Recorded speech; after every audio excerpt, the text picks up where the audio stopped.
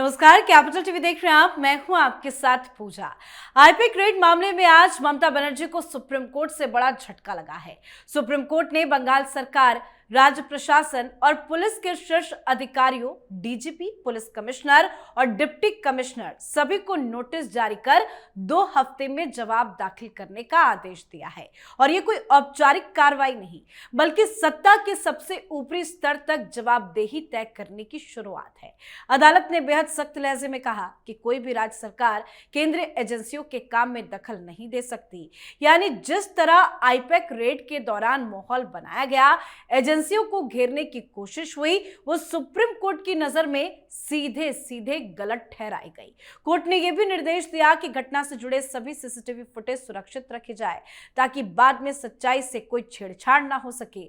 यही नहीं, ईडी अधिकारियों के खिलाफ दर्ज एफआईआर पर भी अगली सुनवाई तक रोक लगा दी गई है, जिससे यह साफ संदेश चला गया कि दबाव बनाकर एजेंसियों को डराने की राजनीति अब नहीं चलेगी। अब अगली सुनवाई 3 फरवरी को होगी। तो आज की सुनवाई में क्या क्या हुआ और अब आगे क्या हो सकता है, आज इसी को समझेंगे। चर्चा के लिए मेरे साथ स्टूडियो में मौजूद हैं कैपिटल टीवी के editor in chief doctor Manish Kumar. Doctor साहब, बहुत बहुत स्वागत है आपका। धन्यवाद। आज सुप्रीम कोर्ट की सुनवाई में क्या कुछ हुआ? देखिए, आज तो सबसे पहले जस्टिस प्रशांत कुमार मिश्रा और विपुल पंचोली साहब, इनको बहुत बहुत धन्यवाद, क्योंकि यू रेज्ड आवर होप। और हिंदुस्तान में एनआरकी ना आए, उस एंगल से आपने इस पूरे केस को डील किया। जिस दिन यह घटना घटी, ममता बनर्जी जो 11:30 बजे से लेकर के 1 बजे तक जो बवाल काटा, उसके बाद हम लोगों ने मिलकर वो वीडियो बनाया था। तो पहला सवाल हमने यही किया था कि ये तो लॉलेसनेस है, ये तो एनार्की है, यू कांट डू इट। और अगर इसे नहीं रोका गया तो ये बीमारी हर जगह फैल जाएगी। और आज सुप्रीम कोर्ट के अंदर उसके ऊपर चर्चा नहीं हुई, लेकिन खबर आ गई, झारखंड के अंदर एक मल्टी करोड़ घोटाले के बहाने ईडी को घेरने की कोशिश की झारखंड की पुलिस ने। हवाई अड्डे के पास वहां एक दफ्तर है और वहां जो एक आरोपी संतोष कुमार सिंह, जिसको ईडी ने बुलाया नहीं, ईडी ने समन नहीं किया, वो अपने आप जाता है और ईडी ये कह रही है कि अपने आप आया, वहां हंगामा करने लगा, साथ में बोतल लेकर के आया था, बोतल सिर पे मारा और उसके बाद ये कहने लगा हमें पिटाई कर दी, हमें मारा गया, हमें ये किया गया, हमें वो किया गया। और आनन फानन पुलिस भी आ गई, बड़े बड़े अधिकारी आ गए और ईडी के दफ्तर के ऊपर छापे मारे। क्यों मार रहे हो भाई? ये कैसे चलेगा? क्या पुलिस झारखंड के अंदर किसी भी इस तरह के मारपीट की घटना को इतना सीरियसली लेती है कि अगर मान लीजिए वो आरोपी कह भी रहा है कि भाई हमारे साथ पूछताछ के दौरान मारपीट हुई, तो क्या होगा? एसएचओ जाएगा, जो इन्वेस्टिगेटिंग ऑफिसर होगा, वो जाकर के पूछताछ करेगा, तैयार करेगा, सामने वाले से पूछेगा, वस्तुस्थिति देखेगा, चार्ज लगाएगा। This is how it works. ऐसा तो नहीं कि पूरा ऑफिस चारों तरफ से घेर लिया, बड़े बड़े अधिकारी आ गए, रकस मच गया, जबकि ये जानते हुए कि उस ईडी दफ्तर के अंदर ये चीफ मिनिस्टर जो घोटाले में जेल होकर के आया, उसके सबूत, उसके फाइल सारे पड़े हुए हैं। राज्य के अंदर जितने भी ईडी रेड्स हुए हैं उसके सारे तमाम फाइल्स हैं। ये करने आप गए तो आप ड्यू प्रोसेस आपने लांघा। क्यों? क्योंकि ममता बनर्जी को कुछ नहीं हो रहा था। ममता बनर्जी ने तो जाकर के वो, अच्छा आज एक खुलासा भी हुआ, वो प्रतीक जैन का तो सामान लेकर के गई तो गई, ईडी के अधिकारी को कहा कि फोन लाओ, और उसका फोन छीन के लेके चली गई। तो वो तो देखिए कितना दोनों में घनिष्ठता है? अभिषेक बनर्जी कि हेलीकॉप्टर में अगर प्रॉब्लम हो जाता है उड़ने में, तो भाई साहब अपना हेलीकॉप्टर भेज देते हैं। इतनी घनिष्ठता है। तो वो तो बोला होगा अरे मार के भगाओ, क्या है इस चक्कर में, वो फाइल वाले उठा के लेकर चले जाओ, हम अपना फाइल उठा के लेकर चले आए, कुछ नहीं होने जाना है, बाकी कपिल सिब्बल सिंह भी देखता रहेगा। तो हम लोगों ने जो सवाल उठाया, आज जो लार्जर क्वेश्चन, और ये मैं बता दे रहा हूं, ममता बनर्जी की उल्टी गिनती शुरू हो गई है। She will be arrested for this. जो मूड सुप्रीम कोर्ट का नजर आ रहा है, ये तो गए डीजीपी वीजीपी की क्या मुराद है, ये सब तो नप जाएंगे ऐसा कि फिर कोई डीजीपी चीफ मिनिस्टर की इस तरह की चमचागिरी नहीं कर पाएगा। अभी आप देखते जाइए क्या क्या होगा, क्योंकि supreme court is on larger question. क्या है वो बेंच की तरफ से जो आज कहा गया, वो ये कह रहे हैं अकॉर्डिंग टू अस, दोनों जज ये कह रहे हैं according to us large questions have raised and are involved in the present matter, which if allowed to remain undecided would further worsen the situation, and there will be a situation of lawlessness prevailing in one or the other state, considering that different outfits are governing different places. यही तो हम लोग कह रहे थे। ये basic idea है। मतलब जजेस ने इस प्रॉब्लम को जड़ से समझ लिया। कोई हैंकी पैंकी नहीं, कोई कंफ्यूजन नहीं कि ये एक ऐसी घातक बीमारी है जो ममता बनर्जी ने फैलाई है कि इस वायरस को यहीं पे अगर किल नहीं किया गया तो ये तो अलग अलग राज्यों में फैलेगा। और चूंकि अलग अलग राज्यों में अलग अलग डिस्पेंसेशन, अलग अलग पॉलिटिकल पार्टी रूल करती है, तो ये तो एनार्की, लॉलेसनेस। तो जब ये लार्जर क्वेश्चन हो गया, छोटे मोटे क्वेश्चन तो वैसे खटाखट वो that will be put in place.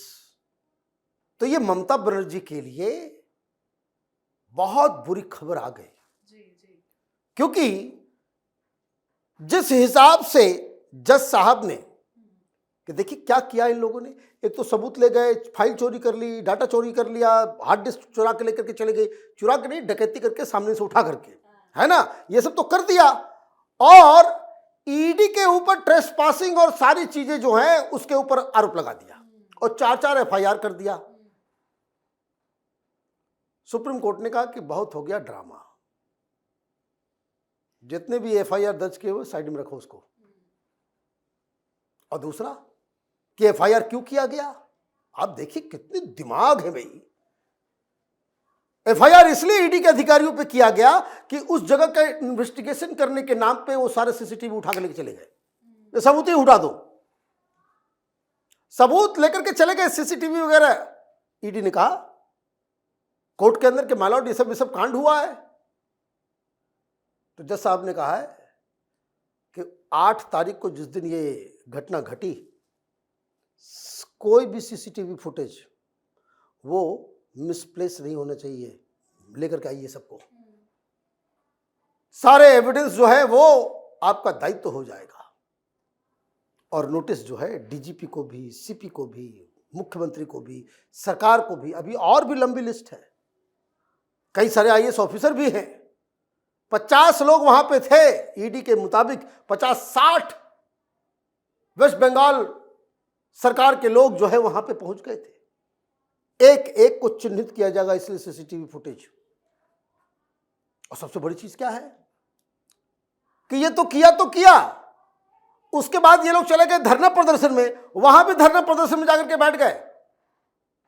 Mamata Banerjee की तरफ से जो आर्गुमेंट दिया गया कि हम वहां मुख्यमंत्री के तौर पे नहीं, चीफ मिनिस्टर के हैसियत से नहीं, बल्कि टीएमसी चेयरमैन के हैसियत से गए, कोर्ट ने इसे रिजेक्ट कर दिया। समन भेजा गया है उनको, नोटिस भेजा जो गया है वो नोटिस भेजा गया है chief minister of West Bengal. Kapil Sibal ने कहा कि ममता बनर्जी सिर्फ 15 मिनट वहां रुकी, 10 मिनट से ज्यादा का तो उनका भाषण ही है। झूठ क्यों? अरे वो तो झूठ तो ऐसा ये बोल रही है, जितना झूठ बोलेंगे उतना वो पकड़े जाएंगे। झूठ के अलावा क्या? अब इन्होंने कह दिया कि देखिए कोई डॉक्यूमेंट से लेकर के नहीं आए, कोई डिजिटल थेफ्ट नहीं है, हम तो सिर्फ प्रतीक जैन का मोबाइल और लैपटॉप लेकर के आए। मतलब आप दिन दहाड़े ऐसे झूठ बोलोगे? ये ईडी के पक्ष में जाकर के ममता बनर्जी के दुश्मन है क्या ये? पूरी दुनिया वो हरा फाइल चल रहा था ब्रेकिंग न्यूज में, और वो कह रही कि ये मेरा फाइल है, इसी में सब जानकारी है हमारा। वो हरा फाइल नहीं है वो। और आईपैक के दफ्तर से वो जो गाड़ी जा रही है, पूरी दुनिया उस वीडियो को देख रही कि ऐसे उसे हाथ में उठा करके सब लोग जो है उस कार के अंदर भर रहे हैं।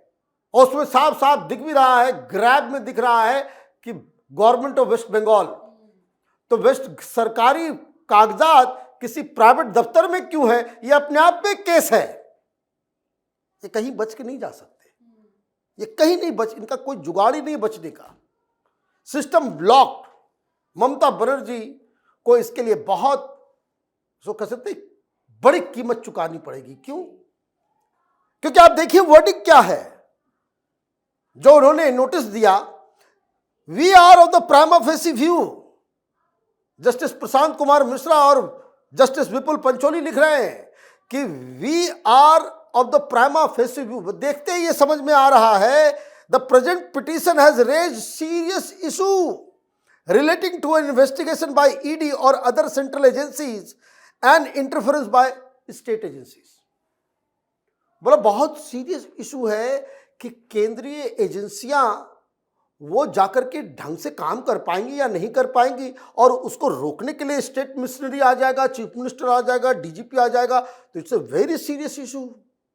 और ये जितना सीरियसनेस से लिखा गया है और जितना सीरियसनेस से वहां डांट पड़ रही थी कपिल सिब्बल को और सिंघवी साहब को, ये तो ममता बनर्जी के लिए बहुत दिक्कत है। अब अगले बार हमको तो लग रहा है कि अगले बार कपिल सिब्बल बोलेंगे हम नहीं जाएंगे, क्योंकि मामला जो है बिल्कुल उनके खिलाफ। According to us, for adherence of rule of law in country and to allow each organ to function independently, it is necessary to examine the issue so that offenders are not allowed to be protected under the seal of law enforcing agencies of a particular state। खत्म। इससे तो ये साफ prima facie ये लग रहा है कि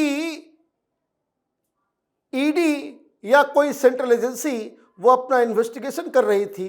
ये स्टेट मिशनरी आकर के प्रोटेक्शन ऑफ लॉ और इसके चक्कर में आप जो है उसको डिस्टर्ब करने के लिए गए। ये तो कह दिया जज ने, ये अलाउ नहीं किया जा सकता, इसलिए नोटिस भेज रहे हैं।